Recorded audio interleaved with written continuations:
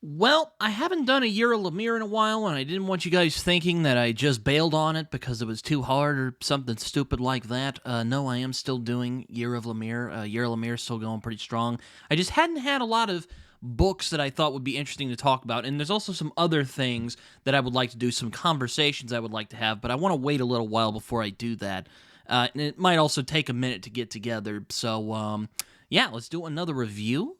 Let's get into it. Hello, everyone. Britton here, also known as Samoki Dude, and I'm back with another episode of Year of Lemire. It is where I talk about the works of comic book creator, writer, artist extraordinaire Jeff Lemire. And today, the book I'm talking about with Jeff Lemire is Plutona, the book that he did with Emi Lenox, I think is how you pronounce her name. This is a really good book, and I'm going to talk about it today because, well, it finally really came to me, actually. Now, some of you might be thinking, Britton, if you even know what I'm talking about here, I actually made a really old review of this exact comic right here, but like with a lot of my really old videos, it was terrible. I don't really look back fondly on those videos. I've deleted all of them, so sadly you can't see it, but if you did, on the one hand, go down and find some of my old videos before I got rid of them all, and saw that I did a review of Plutona. Yes, I have covered Plutona before, but I thought it sucked. It's not really a good review, so I'm back here doing a new review of Plutona, and hopefully this one will be a lot better than last time, not next time. Hopefully there won't be a next time, huh? So, yeah, let's get into it. Plutona is a really good book, and there are some books out there that just speak to you in some level. I mean, it's hard to put to words what that's like, but the best thing I can say is that Plutona is one of those books that spoke to me during a time when I most needed it. Pet Sematary by Stephen King is another one of those books which really helped me give me a voice for communicating some of the rawest and most intense part of what grief is. Plutona is one of those other books that has spoken to me during my life about a particular part in my life. I won't go into detail because, again, I don't really like sharing my personal life very much on the internet, but hopefully this review will illuminate, hopefully, how this book made me feel. And Plutona really seems to get lowballed quite often by Lemire fans. It's either described as a mid-tier work or it's just outright ignored, which is a damn shame since I find that Plutona is one of Lemire's most accomplished and underrated works to date. It has the same emotional core as his best work, like Sweet Tooth, Black Hammer, and even Roughneck, which I also reviewed on the channel. But somehow, it's more intimate, like Lemire's version of Stand By Me, if you will. Except it has a dead superhero in the middle of the woods and not a fellow classmate. Which, by the way, that is not a spoiler, that is literally in the first issue. So, there you go. But once you pull back that simple concept, you'll find there's a lot more than meets the eye. And there are several things I find that haunt Lemire's work. Canada, particularly rural Canada, dysfunctional families, and that magical, strange part of your life that's known as childhood and what it means to grow up, for all that matter. While Sweet Tooth is still my favorite of Lemire's work, I don't think that's going to change anytime soon, I still think Plutona is Lemire's best when it comes to him exploring his thoughts on what it means to grow up, particularly when it comes to the loss of innocence. And he's explored this a lot. He's explored it in Royal City, Descender, even Sweet Tooth. But as far as I see it, he hasn't beat Plutona in terms of the insight and the emotion that he brings here. And I can't give him all the credit, though. He is once more accompanied by an excellent collaborator in Emi Lenox, who is just a phenomenal, I think, a very good artist. Her style isn't generally something I would like. I'm not like a big webcomic fan. I mean, you can look at it here. But I think it rather fits for this series. Sorry, my fingers are in the way. I really like how she emphasizes the youthful innocence of a lot of these characters. Even some of the more like mean ones, like a guy named Rob, who's that guy right there. I really like her style a lot. Particularly, she does some really good spread pages like this page right here. And there's also some other ones that can, there's some other ones I could probably find, but I don't want to go too far into this because I don't want to give anything away. her style is definitely unique, more of a webcomic than anything in the mainstream market, which makes sense because that's where Lenox started her career in comics. Her art is very cartoony, but her characters are very distinct. I mean, again, let me just find, like, you can look at all these characters and you can see there's major differences between them. You can see the distinctions between all of them, and they're really brought to life excellently by her. And she's also complemented by Jordi Belaire's exceptional colors. She's a phenomenal colorist in comics. I wouldn't say she's the best writer in the world, but her colors are phenomenal. It does make sense that this comic looks more like a web comic because, again, that's where she comes from. But it's a style I feel is perfect for this particular story. One of Lemire's gifts, to me anyway, is that, like the best comic book writers, he often works to the strengths of his artists, if that makes sense. Like, he really knows what his artists like to draw, and he works to that, if that makes sense. And a lot of the best comic book writers do that in general.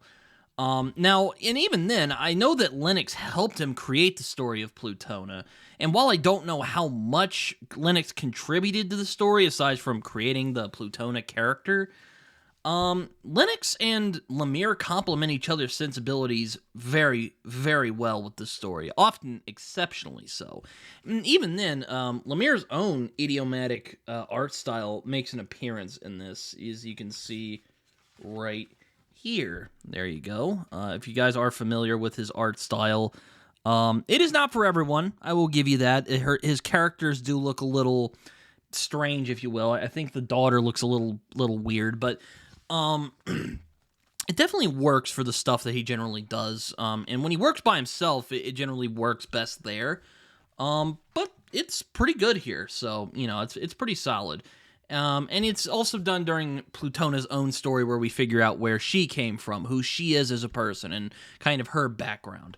While this book is pitched as somewhat of a superhero story, it becomes clear that Plutona is more of a coming-of-age story at heart, and it's here where the story finds its emotional power for me. The superheroics aren't focused upon as much, and it doesn't quite have the history and depth of something like Black Hammer, for that matter. But I think Plutona makes up for it by focusing on the people who populate the world of superheroes, how they feel about things, and how they see the giants who walk among them, to borrow a phrase from Frank Miller. Now, I should note, this isn't a new thing that's been done. This has been explored before, particularly in Kurt Busiek's work with stuff like Marvels or Astro City, which I actually read last year, the first Metro book, which I have right there. You can probably see it in the background. Was really good. But unlike those books, I really like how Lemire and Lenox play a really clever bait and switch on the audience, teasing us with this superhero story about this character called Plutona, but then giving us this really crushing and sad story about childhood, growing up, and how once innocence is lost, it can never be regained again. The biggest strength of this book, as it often is in Lemire's books, is the characters. These characters are... These characters, these kid characters, if you will, they are so believable here. Their dynamics are natural, and there's a sense of history between them, one that really defines who they are as characters and makes them stick out as distinct human beings. And if Descender and Sweet Tooth didn't already do it, then I do think that Plutona marks Lemire as the best writer of kids in comics. There are likely others out there who do it just as well, but, I can't name them at the moment. Lemire understands kids on a level that rivals the aforementioned Stephen King. He has an intimate knowledge of childhood, what kids are like, and how much pressure they deal with in their daily lives. And it's always the not-quiteness of a kid's struggles and pressures as compared to an adult that makes them uniquely children's struggles. And Lemire gets that very perfectly. I was particularly moved by the character of Teddy, who is that guy right there on the far right. I really found myself being really touched by this character because he reminded me of a version of myself at one time. An awkward, insecure, ostracized kid who was fascinated by superheroes and the impossible. A kid who didn't really fit in anywhere else. And it's his desire to feel accepted and to be special, that really is the core of the tragedy that makes this book so powerful for me. But, okay, that's just critic stuff, Britton. Like, why does this book affect you so much? Well, Plutona speaks to me because it gave me anyway, this kind of bizarro, alternative nightmare world that I could have lived in some weird way, where I made choices that were too much like the characters in this book here, and ones where I could have ended up in their position by the end. Hopefully, perhaps without the superheroes, though, because, superheroes don't really exist in our world. But at its core, it's a story that told me I wasn't alone in my own pain and anguish that I've dealt with in my life, that I didn't have to carry it alone. I didn't have to end up like a Teddy or a Ray. I'm not abused, by the way. My parents they're cool. That my pain mattered, but it didn't have to define my life, And the way I related to this book and the small cast of characters who populated it was so intense, so great even, that it kind of scared me, which is why I think the book really hit me as hard as it did, because again, it kind of made me think like this could have been me at one point in my life. If I had been born somewhere else, if I had been born in another time, this could have been me, in a weird way. I don't know if that really makes sense. I'm sorry. It's kind of hard to explain that, but I really connected with this book because it really brought me back to a period in my life where I was back in middle school, back in high school, being that kind of bullied, awkward kid all over again. Art has a way of doing that to you, doesn't it? Yeah. So, that's all I have for today on my Year of Lemire segment. Hopefully it didn't get too heavy. But yes, I talked about Plutona today, which I think is a excellent series, one of Jeff Lemire's best. Also his most underrated book that isn't like Roughneck. It's only the one book. It's only 5 issues. You could probably knock it out in a